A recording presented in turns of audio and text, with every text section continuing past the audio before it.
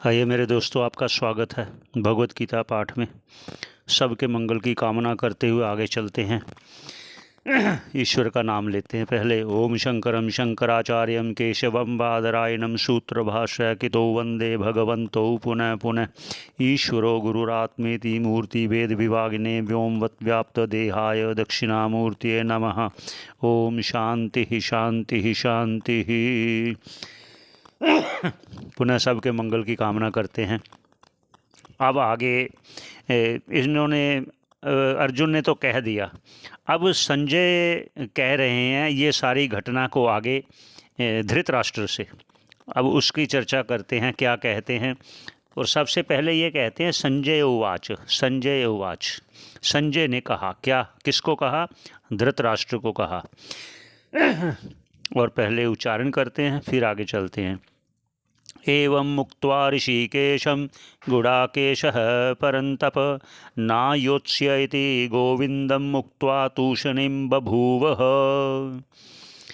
अब संजय को व्यास जी ने दिव्य दृष्टि दिया था कि आप तुम भूत भविष्य दोनों को आप एक साथ देख सकोगे, ये संजय को दिया। और संजय को जब दिया तो सब जान गए थे ये घटनाक्रम क्या होगा, इसका आगे रिजल्ट क्या होगा, क्योंकि भूत भविष्य सब जान गए थे। पहले ही कहा था व्यास जी ने कि आप सब जान जाओगे। पर फिर भी उनके पूछने पर भी धृतराष्ट्र से फिर इन्होंने उस रिजल्ट को ना बोल कर उन्होंने कहा कि मैं आपको सुनाता हूँ, आप सुनिए। तो ये एवं मुक्त्वा ऋषिकेश गुडाकेश परंतप, हे परंतप, हे धृतराष्ट्र, ये संजय जी कह रहे हैं धृतराष्ट्र को, हे परंतप, हे धृतराष्ट्र, क्योंकि भी बहुत बलवान था धृतराष्ट्र, कम नहीं था। आपने भी देखा होगा कि युद्ध के बाद जब उनको गुस्सा आया कि भीम ने मेरे पुत्र की छाती चीर कर उसका लहू पिया है, तो ऐसे गुस्से को देखकर तो जब मिलने गए सभी भाई पांडव धृतराष्ट्र से, तो भगवान के सामने साथ ही गए थे। और धृतराष्ट्र ने कहा मुझे भीम को मिलाओ।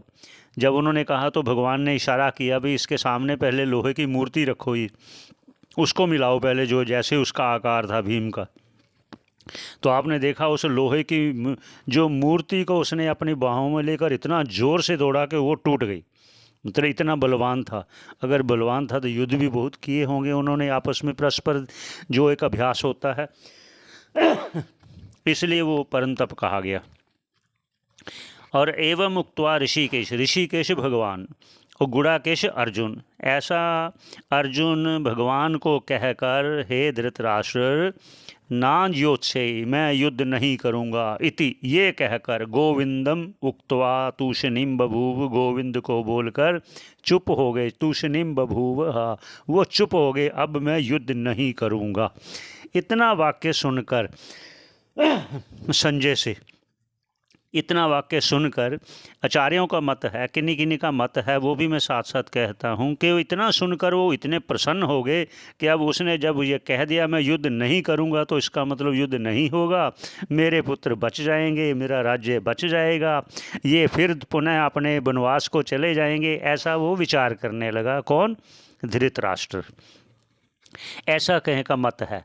और आगे का है जो श्लोक है वो आगे चल कर करते हैं।